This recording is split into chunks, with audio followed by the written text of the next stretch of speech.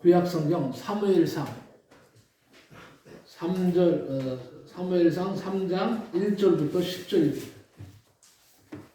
구약성경 사무엘상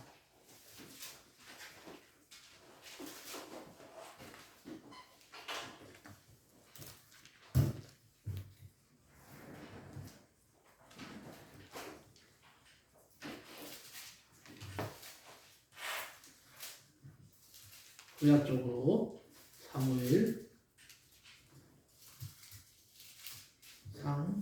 3장 1절부터 10절입니다. 구약성경이요 412쪽 구약성경 쪽으로 412페이지 412쪽입니다.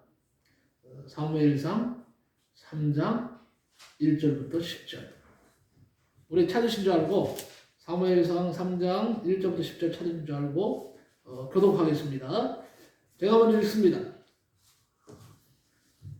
아니 사무엘이 엘리 앞에서 여호와를 섬길 때에는 여호와의 말씀이 희귀하여 이상이 흔히 보이지 않더라. 엘리의 눈이 점점 어두워가서 잘 보지 못하는 그때에 그가 자기 처소에 누웠고 하나님의 등불은 아직 꺼지지 아니하였으며 사무엘은 하나님의 궤에 있는 여호와의 전 안에 누웠더니 여호와께서 사무엘을 부르시는지라 그가 대답하되 내가 여기 있나야 하니까 하고 엘리에게로 달려가서 이르되 당신이 나를 부르셨기로 내가 여기 있나이다 하니 그가 이르되 나는 부르지 아니하였으니 다시 누우라 하는지라 그가 가서 누웠더니 여호와께서 다시 사무엘을 부르시는지라 사무엘이 일어나 엘리에게로 가서 이르되 당신이 나를 부르셨기로 내가 여기 있나이다 하니 그가 대답하되 내 아들아 내가 부르지 아니하였으니 다시 누우라 하니라. 사무엘이 아직 여호와를 알지 못하고 여호와의 말씀도 아직 그에게 나타나지 아니한 때라. 여호와께서 세 번째 사무엘을 부르시는지라 그가 일어나 엘리에게로 가서 이르되 당신이 나를 부르셨기로 내가 여기 있나이다 하니 엘리가 여호와께서 이 아이를 부르신 줄을 깨닫고 엘리가 사무엘에게 이르되 가서 누웠다가 그가 너를 부르시거든 내가 말하기를 여호와여 말씀하옵소서 주의 종이 듣겠나이다 하라 하니 이에 사무엘이 가서 자기 처소에 누우니라. 여호와께서 임하여 서서 전과 같이 사무엘아 사무엘아 부르시는지라 사무엘이 이르되 말씀하옵소서 주의 종이 듣겠나이다 하니 아멘.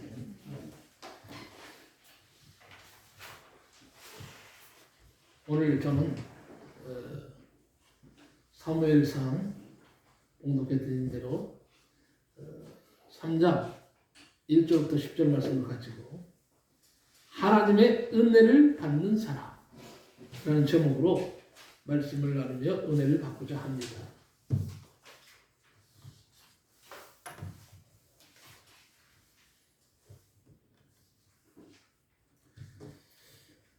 어느 날 한 형제가 길을 가다가 우연히 금괴 2개를 발견했습니다. 둘은 하나씩 나눠 가졌어요. 그리고 계속 길을 가다가 갑자기 강물에 형이 금괴를 내던지는 것입니다. 동생이 깜짝 놀라서 말했습니다. 형님, 왜 금괴를 버리세요? 그랬더니 형님이 말을 합니다. 동생, 금괴를 보니까 동생만 없었으면 내가 금괴를 다 차지할 수 있었는데 하는 악한 마음이 들었어. 금괴 때문에 우리 우애가 깨질까봐 내가 강물에 금괴를 던진 거야. 그 말을 듣고 동생은 말을 했습니다. 감동을 받았습니다. 형님, 저도 그런 욕심이 들었어요. 이 금괴는 나쁜 물건 같아요. 결국 동생도 금괴를 강물에 던져버렸습니다. 둘은 편안한 마음으로 각자 귀가했습니다.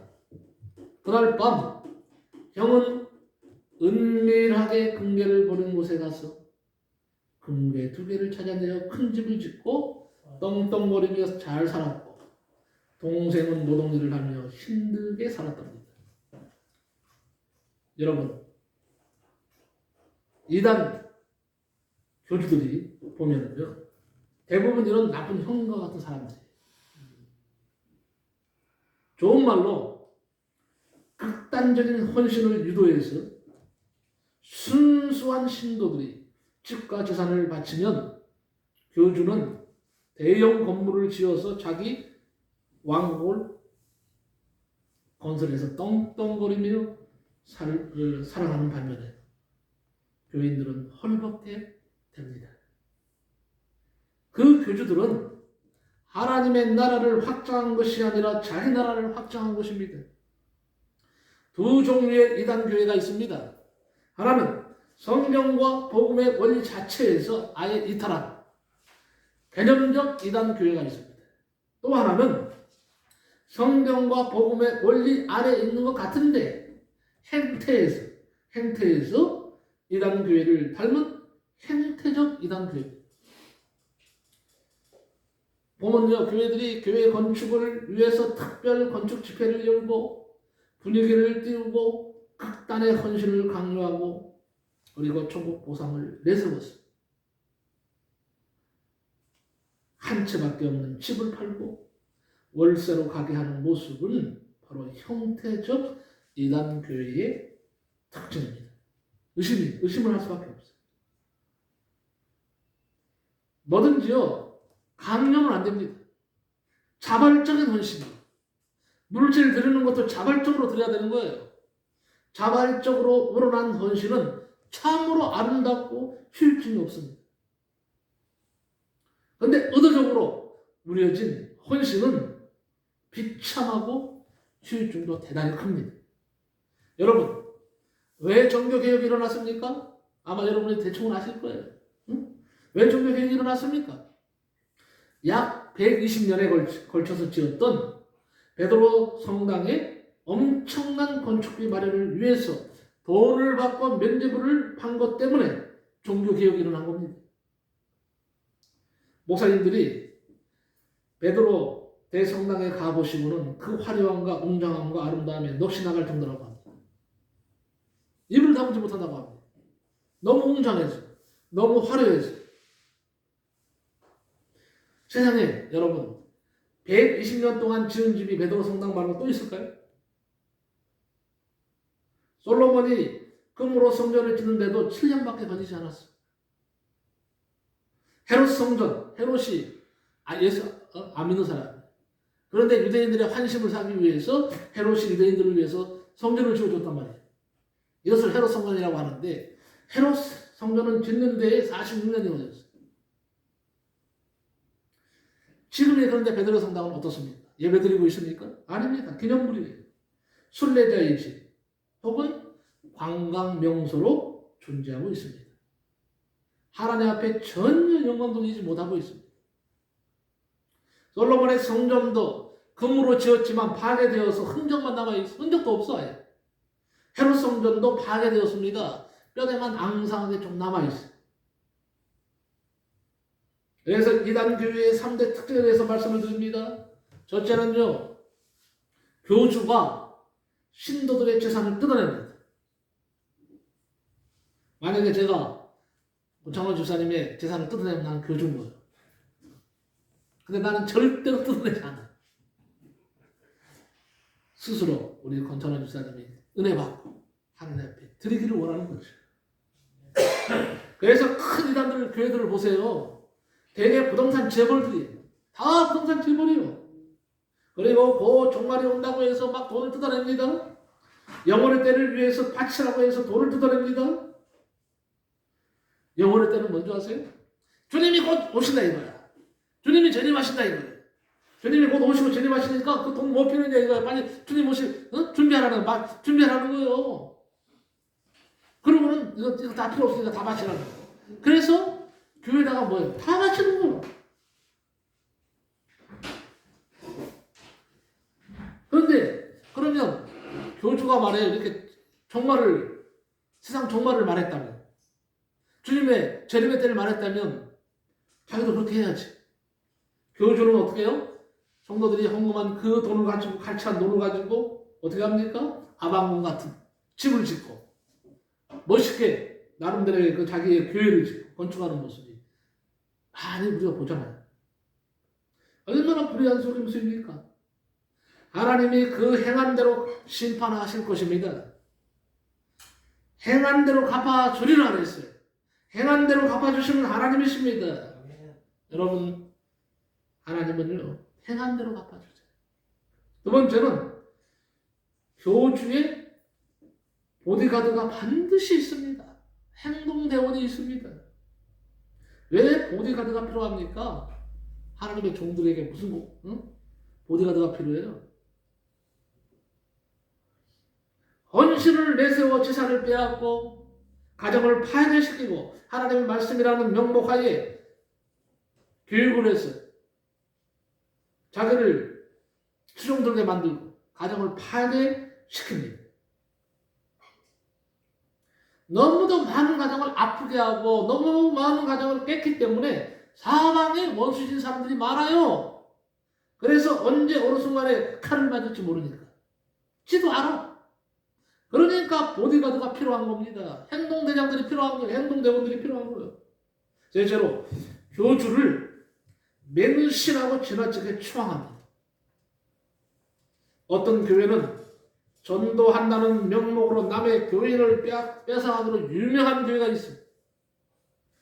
교회도 크게 건축을 잘했습니다. 그 교인들도 담임 목사님을 말에 크게 떠받듭니다. 언뜻 보면 목회에 성공한 것 같습니다. 세상 눈으로 보면. 그러나 동료 목회자들이 다 손가락질 한다면 얼마나 불행한 일입니까? 사람이 너무 높아지면 정상적인 교회도 이단 교회처럼 변하기가 쉽습니다. 조심해야 됩니다. 목회자는 존경받는 목자가 되어야지. 추앙받는 교주가 되면 절대 안 됩니다. 저는 성도들에게 존경받는 목사가 되고 싶어요. 목자가 되고 싶어요. 성도들에게 존경받는 목자. 추앙받는 교주는 되고 싶지 않아요. 추앙받는 교주는 여러분 이 땅에서는 성공한 것처럼 보여도 내세에서는요 오히려 그 반대 상황에 처할 것입니다. 주의 종들이 마지막 때에 주님 앞에 섰을 때 교회를 크게 만들었느냐 작게 만들었느냐 주님은 그것을 따지지 않으실 겁니다. 몇 명의 성도를 데리고 목회했느냐로 상급의 기준을 정하지도 않으실 겁니다. 5달란트든 2달란트든 1달란트이든 자기에게 주어진 것을 가지고 얼마나 열심히 주님을 섬기고 주님의 사명을 감당하고 주신 사명 감당하고 하나님을 기쁘시게 하는 일을 했는가에 우리 주님은 틀림없이 초점을 맞추실 겁니다. 겸손한 목자로 살다가 부르시면 주님께 깨끗이 손 털고 가고 싶어요. 여러분에게 말합니다. 분별 없는 헌신 콤플렉스에 빠져서 말이에요. 잘못 헌신하지 않도록 하십시오. 반대로 헌신이 거의 없는 것을 너무도 편하게 생각하지도 마십시오. 그렇다고 해서 헌신이 없는 것도 이것도 문제예요. 응? 성도들은 양떼를 생각하는 마음에 앞서서 교회에 필요한 것이 있고 개인의 신앙과 축복에 도움이 되어도 헌신을 차마 잘 언급하지 못하는 보통 목사님들, 목회자들의 마음을 읽으셔야 됩니다. 읽고 느껴서 여러분 자발적으로 헌신할 줄 알아야 됩니다. 자발적인 은밀한 헌신처럼 복된 삶은 없는 것입니다. 그래서 성도는 기본적으로 은혜를 갚고 대가를 치를 줄 알아야 됩니다. 여러분 대가를 치르지 않는 신앙은 참 신앙일 수가 없습니다. 대가를 치르지 않고 얻는 것을 하나님 앞에 얻습니다. 반드시 하나님 앞에서 우리는 대가를 치러야 돼. 왜? 우리에게 너무 큰 은혜를 주셨기 때문입니다. 여러분 그래서 대가를 치르지 않고 얻는 것은 가치성이 없다고 보시면 됩니다. 여러분 우리 신성중앙교회 안에서도 신앙생활을 하시면서 대가를 치르는 신앙생활을 하시기를 간곡히 부탁드립니다. 내 대가, 내 수고가 있어야 된단 말이에요. 제가 젊게 보이려고 이렇게 염색을 했습니다. 머리가 하얗다 보니까 애들은 저에게 할아버지라고 부릅니다. 40대, 50대 된 사람들도 어르신이라고 부릅니다. 동네에서 아저씨 한 분을 만났습니다. 목사님 어디 다녀오세요 하고 먼저 인사를 하더라고요. 그래서 네네. 제가 라면이 좀 먹고 싶어서 가게 다녀옵니다. 그랬더니 이분이 하는 말이, 어휴, 연세도 많으신 분이 라면 드시면 안 됩니다. 밥 드셔야죠. 그러는 거예요. 기분이 팍 상했어요, 좀. 근데 내색을 할 수는 없죠. 제가 그래서 웃으면서, 저 아직 젊습니다. 머리만 허옇지요? 젊어요. 그래. 자, 그런데 선생님은 올해 나이가 어떻게 되십니까?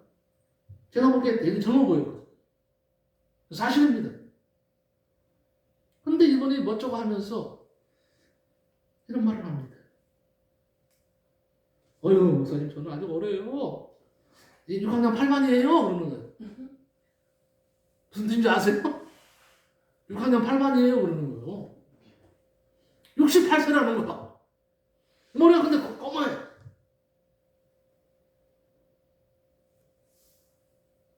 깜짝 놀랐습니다. 아무 생각 못하고, 네, 그러시군요.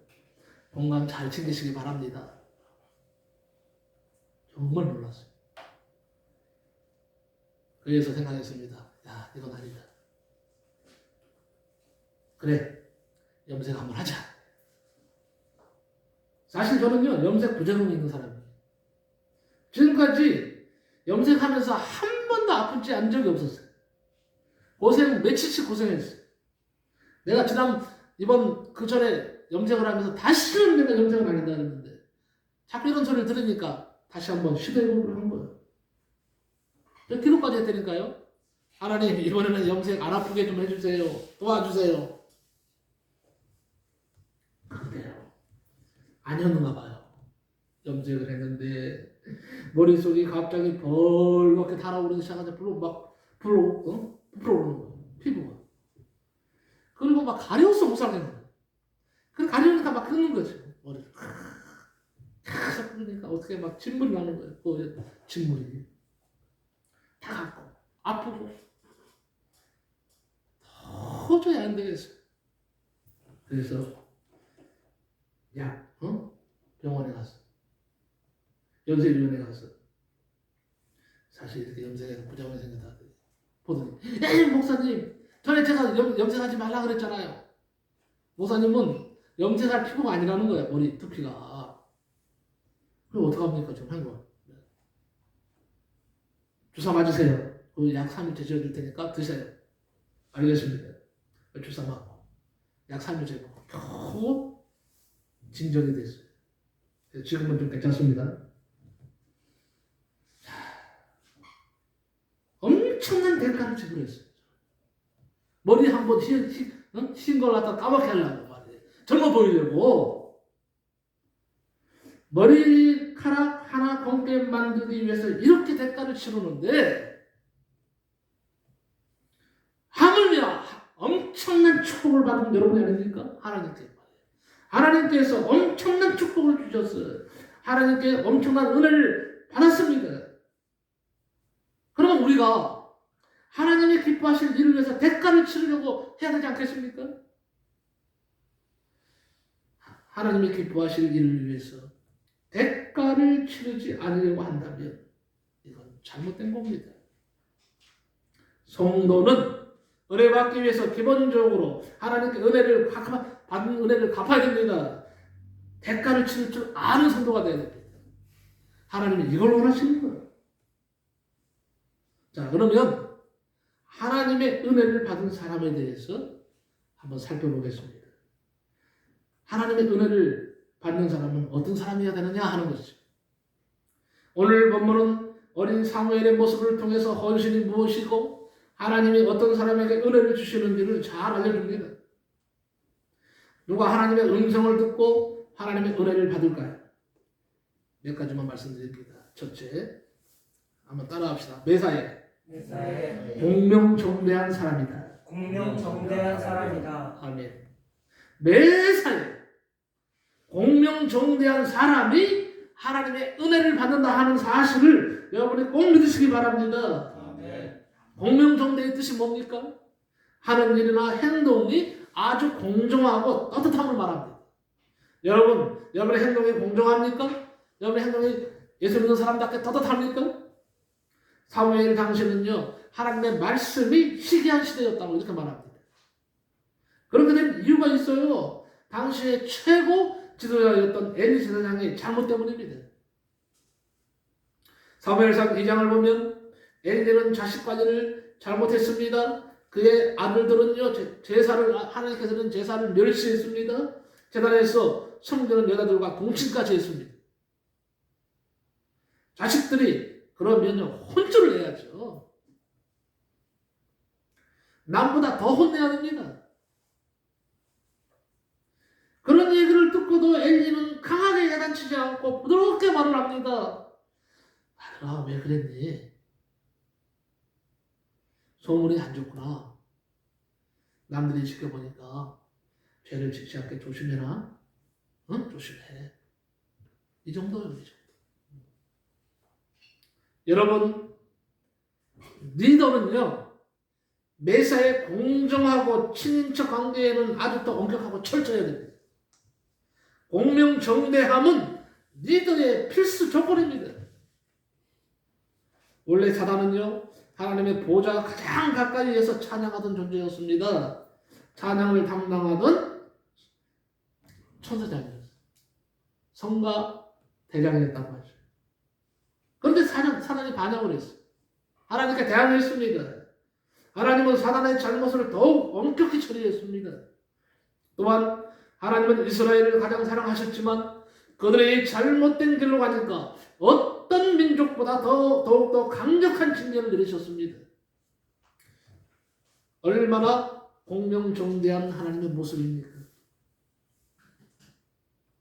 그런데 엘리에게는 그런 공명정대함이 없었다는 겁니다. 그런 태도가 지도력의 공백을 초래했습니다. 결국 사회가 혼란에 빠졌습니다. 하나님의 말씀과 은혜도 막히고 말았습니다.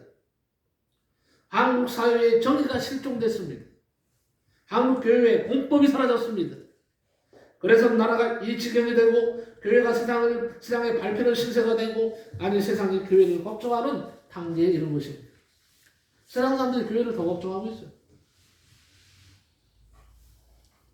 리더가 바로서야 그 공동체에 은혜가 나타나는 겁니다.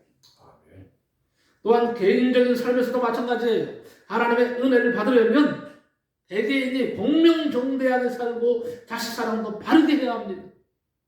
남의 자식이 잘못된 행동을 하면 그냥 지나쳐도 돼요. 그건 뭐 간섭이라고 할 수 있으니까. 그런데 내 자식이 잘못된 행동을 하면 그것을 바로잡기 위해서 어떤 시련도 감수할 수 있어야 합니다. 공명정대함이란 내 것에 대한 집착과 이기심을 버리는 것입니다. 인간적인 사랑과 자비를 버리는 것입니다. 거기에서 시작되는 것입니다. 그처럼 매사에 공명정대한 사람이 하나님의 은혜를 받습니다. 사람 앞에 여러분 공명정대하시기 바랍니다. 하나님 앞에 나아가 공명정대한 삶을 사시기 바랍니다. 두 번째는요, 리더에게 헌신하는 사람을 하나님은 은혜 주십니다. 어디든지 다 리더가 있어요. 회사에도요 리더가 있고요, 교회도 리더가 있고요, 정치판에도 리더가 있어요. 대통령은 나라를 책임지는 리더예요. 아닙니까?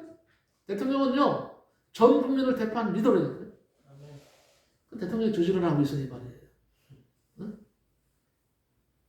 뭐가 돼 있어요?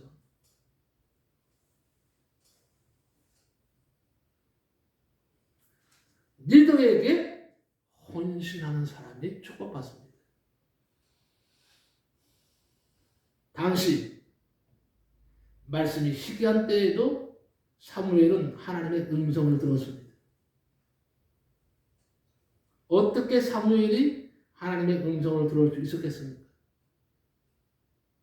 오늘 본문 2절 3절 말씀을 보면 자기 처소에 누운 엘리의 안일한 모습과 하나님의 전 안에 누운 사무엘의 헌신된 모습이 잘 대비됩니다. 이게 분명히 그렇게 되어 있습니다. 엘리는 어떻게 됐습니까? 엘리는 자기 집에 누워 있었어요. 분명하지. 하나님의 성전에 누워 있는 것이 아니었습니다. 자기 집에서 누워서 잠을 잤습니다. 그런데 사무엘은 성전 안에, 그것도 그야말로 법궤가 있는 곳에 가까이에서 잠을 잤다고 이렇게 되어 있습니다.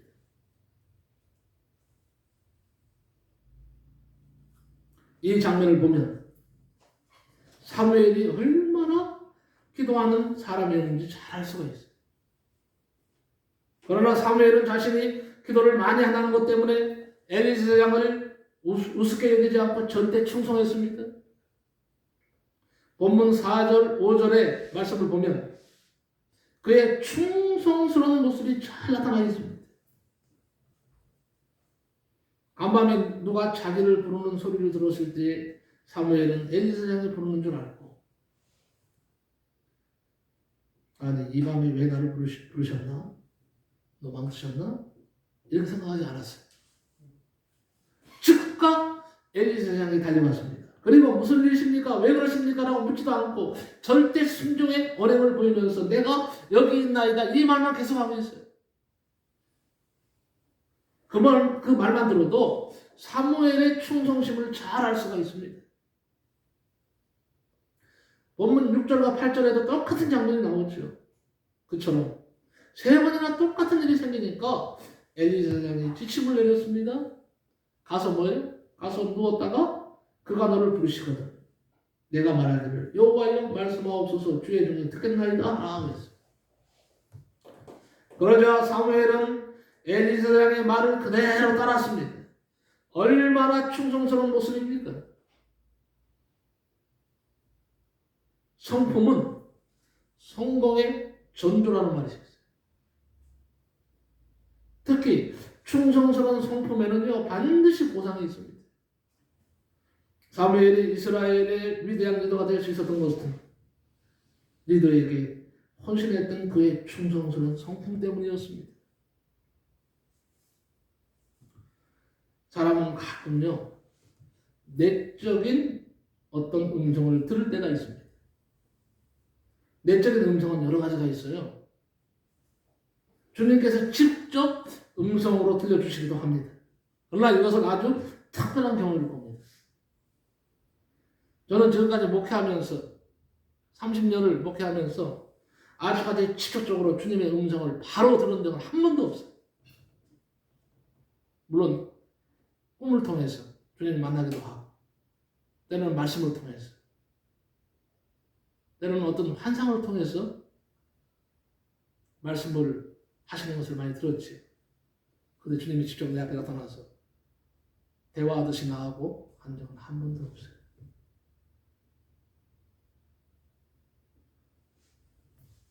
이렇게도 하세요. 그러나 여러 가지로 말씀하십니다. 갑자기 성령께서 어떤 것을 생각나게 하시고 깨닫게 하십니다.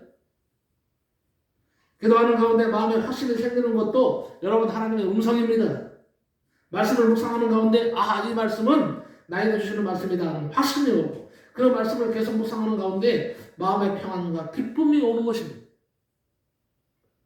어떤 경우는 사람을 통해서 음성을 들려주실 때도 있어요. 누구와 만나서 대화하는 가운데 내 마음을 사로잡는 그런 말이 있습니다. 이렇게 여러 가지로 내적인 음성을 들을 수가 있습니다. 그렇다면 그 음성이 하나님의 음성인지 어떻게 합니까? 알 수 있는 방법이 있어요. 이렇게 하면 여러분 보시면 됩니다. 그 음성을 들었을 때에 자랑과 교만에 빠지고 리더를 우습게 알면 사단의 음성을 들은 것이지만 겸손해지고 여전히 리더를 높여드리고 충성하면 그는 하나님의 음성을 들은 겁니다. 그처럼 리더가 분명히 잘못한 것이 아니라면 생각이나 비전이나 행동이나 헌신의 차이로 인해서 리더를 판단하지 말고 늘 겸손하게 리더를 높여드리시기 바랍니다. 그런 사람이 결국 하나님의 은혜를 받습니다. 마지막으로 세 번째는요. 하나님께 헌신하는 사람이에요. 하나님께 헌신하는 사람을 하나님은 은혜 주십니다. 사무엘은 윗사람인 엘리에게도 헌신했지만 무엇보다도요. 하나님께 헌신적이었습니다. 리더에 대한 헌신은 절대 요소는 아닙니다. 하지만 하나님에 대한 헌신은 절대 요소입니다. 결국 은혜는 하나님 앞에 헌신할 때 받습니다. 사무엘이 은혜를 받은 이면에는 신앙 좋은 어머니 한나의 역할도 컸습니다. 그러나 무엇보다 자신이 하나님 앞에서 헌신적인 삶을 살았기 때문입니다. 지금 우리에게 이것이 필요한 것이죠. 하나님을 향한 헌신 말입니다. 신앙생활에서 가장 중요한 것은 화려한 타이틀이나 과거의 체험이나 전통이 아니라 현재 자발적으로 하나님께 헌신하는 것을 말합니다. 하나님의 말씀이 네 번째 들렸을 때 사무엘은 엘리 제사장이 가르쳐준 대로 했습니다. 말씀하옵소서 주의 종이 듣겠나이다. 하나님은 무엇을 가장 기뻐하실까요? 하나님의 말씀을 잘 듣는 것입니다. 은혜를 받는 것은 기본적으로 말씀을 잘 듣는 것부터 시작됩니다. 반면에 신앙생활에서 모든 잘못된 태도는 말씀을 잘못 듣는 것부터 시작되는 것이죠. 변화가 없는 이유가 뭘까요? 말씀을 잘못 듣기 때문이고, 이단에 빠지는 이유가 뭘까요? 역시 말씀을 잘못 듣기 때문이고, 삶에서 두려움과 공포와 염려가 떠나지 않는 이유도 하나님의 말씀을 잘못 듣기 때문입니다. 잘못 듣는 거예요. 우스갯소리 하나 할까요? 제가 한때 세상적인 노래를 무척 좋아했습니다. 근데 목사가 되고 나니까 찬송만 하다 보니까 옛 노래를 다 잊어버렸어요. 근데 어느 날 한번 옛날 노래 다 불러봤으면 좋겠다. 옛 추억에 잠겨보려고 배우에 돌아가는 삼각지를 다시 배우고 있어요. 옛날에 참 좋아했거든요, 이 노래를. 조금만 불러볼게요. 조금만. 박수 건 먹고요. 삼각지로 다리에 굳은 비는 오는데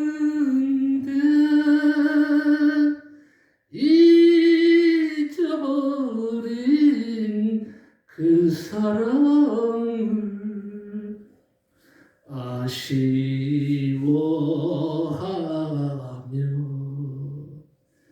비에 젖어 한숨 짓는 외로운 상아이가 여기까지는. 저는요 젊었을 때 이 노래를 시작할 때 삼각지로 다리에 그랬어요. 이렇게 불렀거든요. 그런데 이번에 자세히 악보를 보니까 삼각지 다리가 아니더라고. 삼각지 로타리였어. 이번에 알았네. 내가 잘못 불렀다는 거예요. 그때는 잘못 불렀던 겁니다.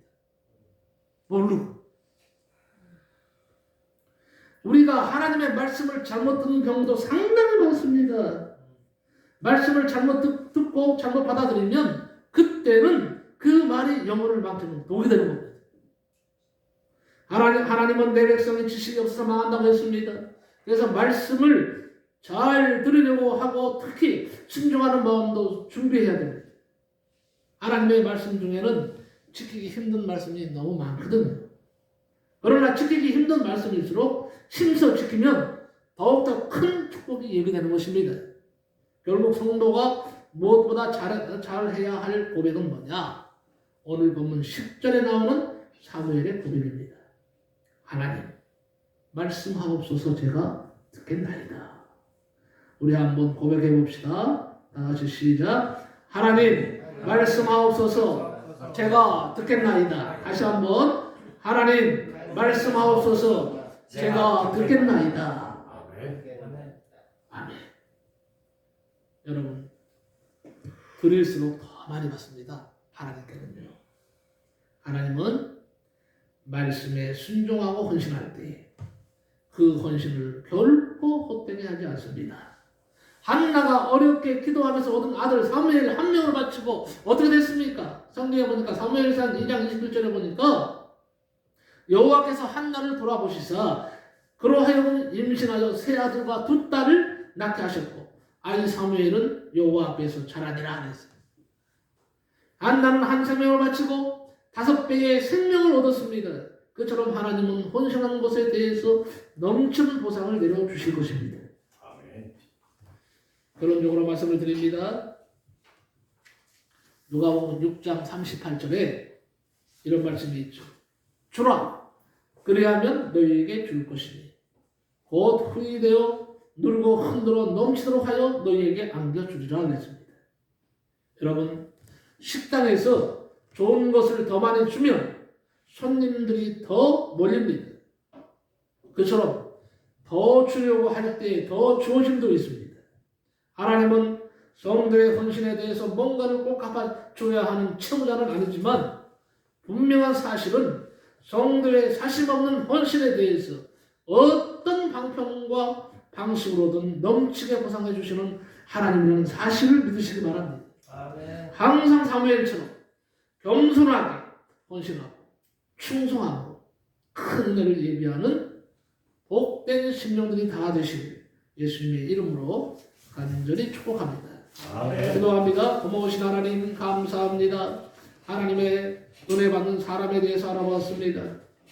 아버지 하나님 참으로 우리가 이제는 하나님 앞에 겸손해지고 낮아지고 또 아버지 하나님이여 잘 섬김으로 아버지 하나님 앞에 참으로 큰 은혜를 받는 성도들이 다 되어지게 하여 주옵소서. 아멘. 예수 그리스도의 이름으로 기도하옵나이다. 아멘.